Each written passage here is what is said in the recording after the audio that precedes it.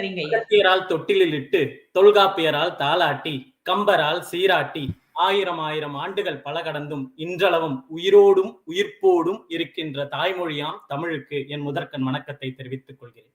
அனைவருக்கும் வணக்கம். என் பெயர் சீனிவாசன் கல்யாண சுந்தரம். நான் JTM தமிழ் பள்ளியில நிலை 5 ஆசிரியராக மாணவர்களோடு தமிழ் பயில்கிறேன். இன்னைக்கு நாம் பேச எடுத்துக்கொண்ட தலைப்பு அயலகத்தில் தமிழ் கல்வி அன்றும் இன்றும். இந்த தலைப்பிற்கு செல்வதற்கு முன் நாம் கால மற்றும் இடத்தை வரையறுத்துக் கொள்ள வேண்டும். அன்றும் என்றால் தமிழ் மொழி தொடங்கிய காலத்தில் இருந்தா, சங்க இலக்கியங்கள் நம்மிடம் இருப்பதால் 2000 ஆண்டுகளுக்கு முன் என்று எடுத்துக்கொள்ளலாமா? தொல்காப்பியத்தின் காலமோ 3000 ஆண்டுகள் பழமையானது. முச்சங்கங்களுக்குள் முதற்சங்கம் 5000 ஆண்டுகளுக்கு முன் நடந்ததாக கூறுகிறார்கள். ஆதலால் தமிழின் சரியான அல்ல, தோராயமான வயது கூட யாராலும் கணிக்க இயலவில்லை. ஆதலால் அன்றும் என்பதை 20ஆம் நூற்றாண்டின் பிற்பகுதியாகவும் இன்றும் என்பதை 21ஆம் நூற்றாண்டின் முற்பகுதியாகவும் எடுத்துக்கொள்வோம். காலத்தை வரையறுத்தாயிற்று, அடுத்து இடத்தை வரையறுக்க வேண்டுமே. 1800களில் தமிழர்கள் பலர் கிழக்காசிய நாடுகளான மலேசியா, சிங்கப்பூர், பர்மா போன்ற இடங்களுக்கு குடிபெயர்ந்துள்ளனர். 1897ஆம் ஆண்டு மலேசியாவில் முதல் தமிழ் பள்ளி தொடங்கப்பட்டது. இன்றளவும் சிங்கப்பூர், இலங்கை போன்ற நாடுகளில் தமிழ் ஆட்சி மொழியாகவே இருக்கிறது.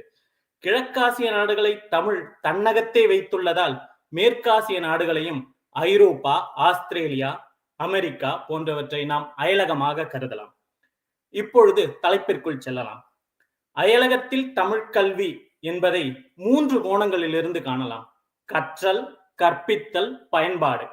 முதலாவதாக கற்றல். கடந்த 50 ஆண்டுகளில் தான் தமிழர்கள் பலர் தொழில் நிமித்தம் காரணமாகவும் குடும்ப சூழல் காரணமாகவும் பல்வேறு நாடுகளுக்கு குடிபெயர்ந்துள்ளனர். அப்படி புலம்பெயர்ந்த முதல் தலைமுறை மக்கள் தங்கள் வாழ்வாதாரத்தை நிலைநிறுத்திக் கொள்வதில் அதிக கவனம் செலுத்தினர். அங்கொன்றும் இங்கொன்றுமாக பெற்றோர்கள் வீடுகளில் ஒன்று கூடி குழந்தைகளுக்கு தமிழ் சொல்லிக் கொடுத்தனர். முறையான பாடத்திட்டமோ பள்ளி போன்ற சூழலோ இல்லாத காரணத்தால் அது அதிக அளவில் தாக்கத்தை ஏற்படுத்தவில்லை. அதனால்தான் 25 ஆண்டுகளுக்கு முன்னர் பள்ளி பருவத்தில் இருந்த நம் குழந்தைகளால் தமிழ் பேசவோ எழுதவோ முடியவில்லை. ஆனால் இன்றைய சூழலில் அயலகத்தில் தமிழ் பள்ளி இல்லாத பெருநகரங்களை காண்பதென்பதே அரிதான காரியமாக இருக்கிறது. வட அமெரிக்காவில் மட்டும் 250 300 தமிழ் பள்ளிகள் இயங்குகின்றன. ஐரோப்பாவில் 30,000க்கும் மேற்பட்ட மாணவர்கள் தமிழ் பயில்கிறார்கள். ஆதலால் இன்றைய சூழலில் அயலகத்தில் தமிழ் கல்வி கற்றல் என்பதற்கான வாய்ப்புகள் அதிகம் இருப்பதை காண முடிகிறது. இரண்டாவதாக கற்பித்தல். இயற்றமிழுக்கு தொல்காப்பியம் எப்படி ஒரு கட்டமைப்பை ஏற்படுத்தி கொடுத்ததோ அதுபோல் அயலகத்தில் உள்ள தமிழ்ச் சங்கங்களும் பல தன்னார்வல தமிழ் அமைப்புகளும் ஒன்று கூடி கல்வி கூடம் என்ற ஒரு கட்டமைப்பை ஏற்படுத்தி கொடுத்தது. இது மாணவர்களுக்கும் தன்னார்வல ஆசிரியர்களுக்கும் அதிக பலன் அளித்தது.